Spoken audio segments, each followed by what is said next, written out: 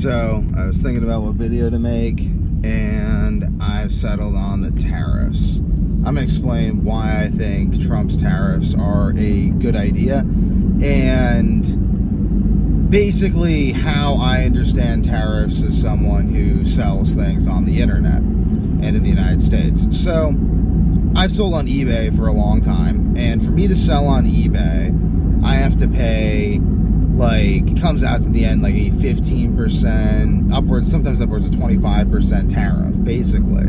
Just eBay fee. Like, you want to sell on eBay? eBay fee. Well, that's not fair. How come you charge a fee to sell on eBay? Well, because they've got all these people together, and they have a marketplace. So if you want access to that marketplace, you have to pay them a fat chunk of change. It's just the way it is. It's irritated, go sell on some other platform that'll still take your money. So, and it's really powerful. People don't understand how powerful this is, because business gurus and freak anomalies and all of these things will give you this idea that anyone can sell anything anywhere, and I'm gonna go to Costa Rica to start my crystal and Reiki business. Cool. Who's gonna buy that stuff in Costa Rica? I'm gonna blah, blah, blah, blah, blah. It's you need a lot of money around to sell to people. In order to sell to someone, they have to have money. It's very straightforward. They have to have excess money. They have to have more money than they need for the things that they have to buy, because they just can't buy it. Unless you can create such an overwhelming compulsion in them that you basically make them a drug addict. But even then, they'll still try to find the cheapest quality, or the cheapest price, lowest quality, whatever, even if they're a drug addict. So making someone a drug addict doesn't really solve the problem. You still need to have them capable enough to get the money needed to buy your quality drugs, unless you just want to poison people. And again, if you want repeat customers, you want consistent business, it's I'd say some of the most consistent business is grocery stores. It's location, location, location. And what happens if you own a grocery store? It's you have local taxes, you have state taxes, federal taxes, you have all these taxes you have to pay, which is just tariffs. So again, I don't understand why some company in China gets to sell their stuff to the American market. The United States has done the hard, difficult work of creating liberal democracy and republics, liberal republics, of giving people enough freedom to become wealthy enough to buy things, creating the study of economics as a thing, because there's this belief in freedom to such a good degree that we believe that the economy is an emergent property of this freedom.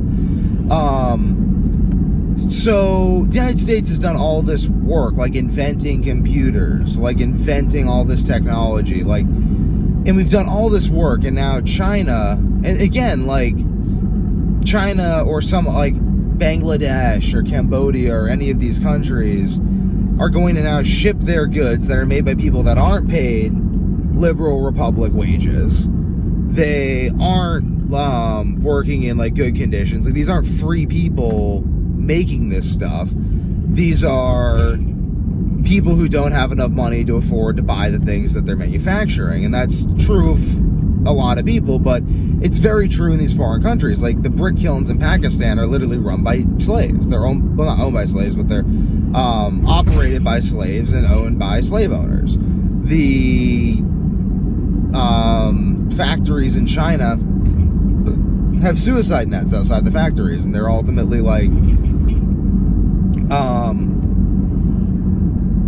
I'm looking at how common that is. I'm just at some statistics, but whatever. They they have terrible conditions in these factories in China. They're not paying people that much. The Chinese government is currently committing genocide. The Chinese government is currently committing genocide against the Uyghurs. If anyone's curious, you can just go look it up. It's UYGHR or something, or ER. But they're committing genocide against them right now. So they'll just do that just to harvest organs. They do crazy stuff. So you have all this crazy stuff going down in these other countries that don't have the freedom that we have, and we're just giving them Like, maybe we can get 10 cents cheaper from this other country. But if we make it ourselves, then we'll make it with machines and like people operating machines instead of just like hand stitched or whatever.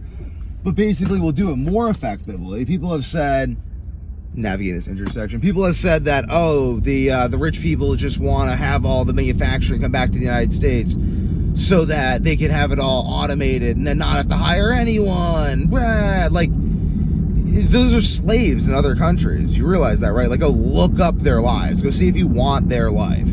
Go see if you want their life, the people who are currently manufacturing the stuff, and that Trump's putting these tariffs up against. See if you want their life first before you go criticize, before you, on the basis that they want to take away jobs from everyone. Because these factories in the United States, you're not going to have entirely automated factories. Like, things are going to go wrong. You're going to have automation engineers that are going to need to improve efficiency. Because, I mean, just because you have machines there doesn't mean the machines are operating at maximum efficiency. And AI, I've worked with AI a lot. It's not that great. Like, it's better than Google. But, like, honestly, people complaining about AI stealing jobs just sound stupid. You sound really stupid. Because if you just spent like $50 a month, got ChatGPT 4.0, got Grok 3, got any of these things, and just worked with them, like worked with the thing for like 3 months, you would be able to replace all of these AI programs, because the AI programs are kind of shit. Like, they're good, but it's like the amount of stuff these things do wrong requires so much human automation, and it just speeds up production. Like, you still need a human there to make sure it's outputting quality. But now you can just output more quality. So you can charge more money. Like, so again, these factories that are going to have all the machines, they're going to be outputting more for less. And they're going to have people who are being paid lots of money to ensure that this continues to happen. And then that's going to keep on creating more industries. This is how this works. And then we outsource the technology to the rest of the world, and the technology brings with it the ideas of freedom and liberal democracy. Like, the car has done more for global freedom than the United Nations. The ability for independent people to buy their own vehicle that they themselves operate off of any tracks that they can just take wherever they want at their own discretion with only them, and you can't just see inside it and see it's traveling privacy. It's like, this is the invention of a liberal republic, and we're exporting these ideas to the rest of the world, which is improving the rest of the world. I'm not saying China isn't better than it was, and I'm not saying China is like the literal devil. I mean, they're not the literal devil, but they're pretty effing bad because they literally harvest organs of ethnic groups they don't like. Just go look into it. They're doing a lot of terrible stuff. So ultimately, like, these countries don't bear the responsibility of maintaining liberal democracy, but they're selling all their goods in the United States that are made by slaves. The slaves aren't even profiting from them. And then now people in the United States we're just exporting our money to these other countries. We're exporting our creative potential to these other countries. And, like, what are we receiving? It's like, ultimately, the United States could replace all these countries if we needed to. Like, we could ultimately do without. It would be harder. It would just be way harder for these other countries to do without the United States than for the United States to do without these other countries.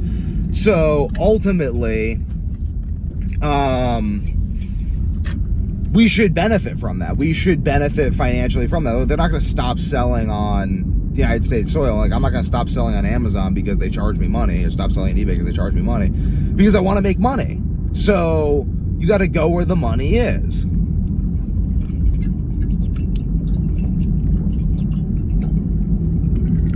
The money isn't in Europe because these Europeans do not make as much as Americans, and there's less of them. Like, there's just, like, not as many, there's fewer wealthy Europeans than wealthy Americans in, like, a per capita basis. Ultimately, Europeans are taxed more, less disposable income. So if you're trying to create products for Europe, your goal is just to use Europe as a test market, if you're in Europe for whatever reason, to get into the United States. Because that's where the real money is.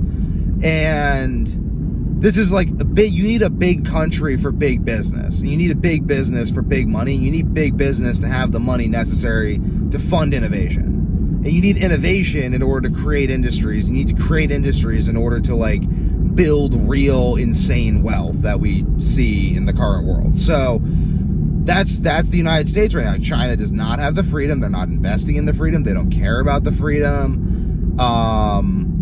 And ultimately that makes the rest of the world dependent on the United States market. Like all these companies in China, they don't know what to make. They just make the stuff we ask them to make. They just make whatever we want because they don't, like people in China aren't free enough to make serious choices that shape their economy in long-term ways that create like this kind of sustained innovation. Like people will cite, oh, well, China invented this and China invented this. Yeah, but the kind of sustained innovation that takes people, like takes like the railroad, the automobile, the airplane, people on the moon, the internet, all in the span of like 1.5 centuries. That is American. That's not Chinese. China doesn't do that. Other countries don't do that because they can't. So why not charge them for it?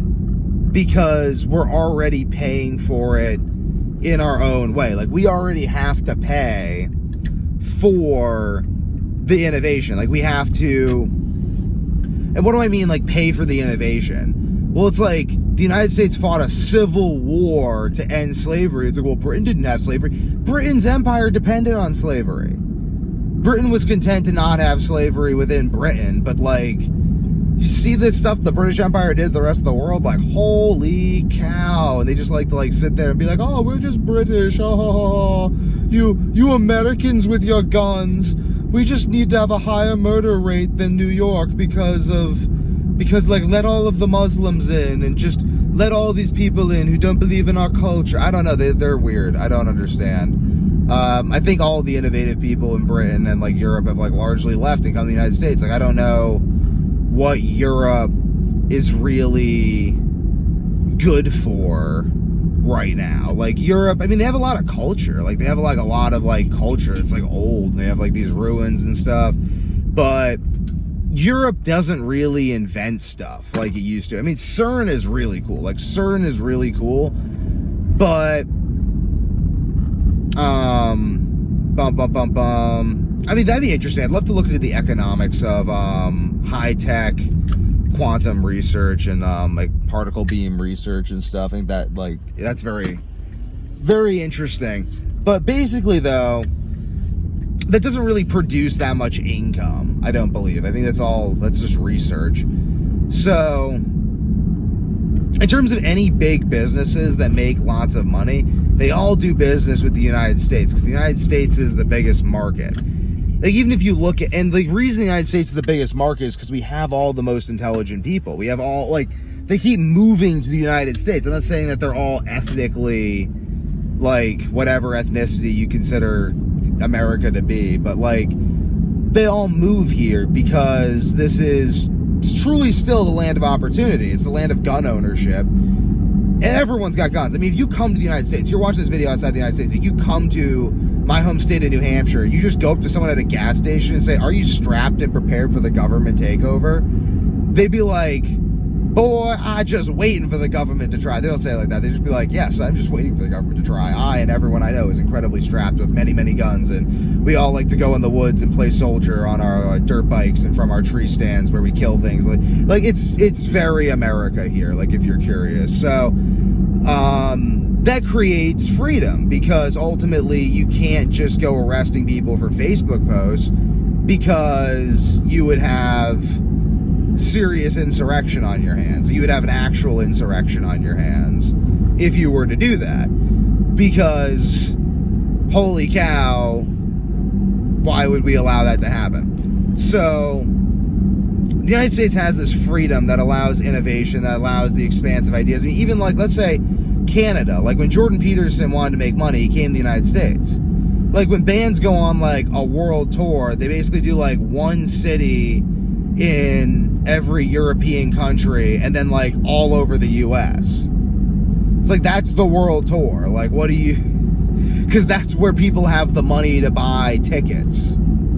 So again, the United States on its own counts for, like, you have to not look at necessary expenditures like housing and whatever, and food, because everyone just buys those things, and most people just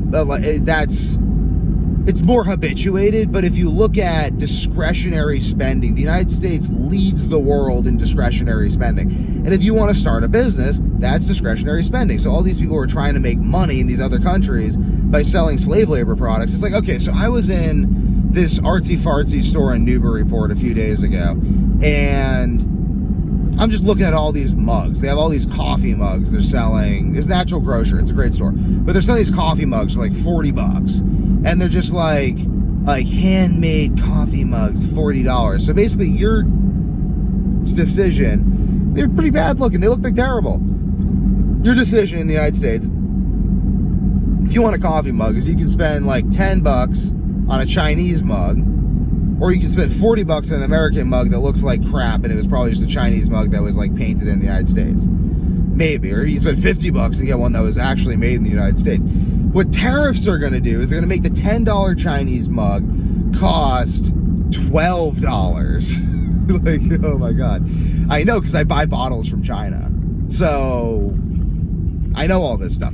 So basically they're going to make the cheap bottle is going to, like, so it's going to be called, like, the cheap mug is going to cost $12 now instead of $10. And that's going to incentivize people to start manufacturing their own mugs in the United States that are going to sell for like $16, maybe $20, but they're going to be like way better than what's currently going for $40 in the United States. And the reason that all the rich people that own the media outlets are telling you this is terrible is because they want to keep selling mugs that are made by slave labor in other countries and preventing Americans from competing. They just want your money. They don't want you to have the same opportunity that they have, because you can't access international markets with your money, but they can. That's really what it is. Like, really. And then people, they're pushing this narrative about tariffs being terrible. Like, oh my God, tariffs. Oh my God, like, Trump's an idiot. Like, how could you do tariffs? Like, tariffs are a great idea. Everyone does tariffs. Amazon does tariffs. eBay does tariffs. Grocery stores have to pay tariffs to the states that they're in order to sell stuff. What do you think? Like, you have to pay a tariff to work in your own state. Like, what do you think income tax is?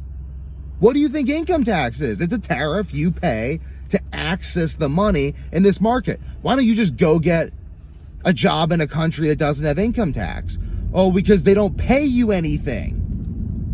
You could you have zero income tax on your $5,000 a year, or you come to the United States, pay exorbitant tariffs, just called tariff, like taxes, not tariffs. People don't understand it's the same thing. But you do that happily because this is where the actual money is. It's quite evident to anyone who's actually paying attention, who actually looks into this stuff. Like, leave a thoughtful comment below if you actually have something to say. I'd be interested to hear it.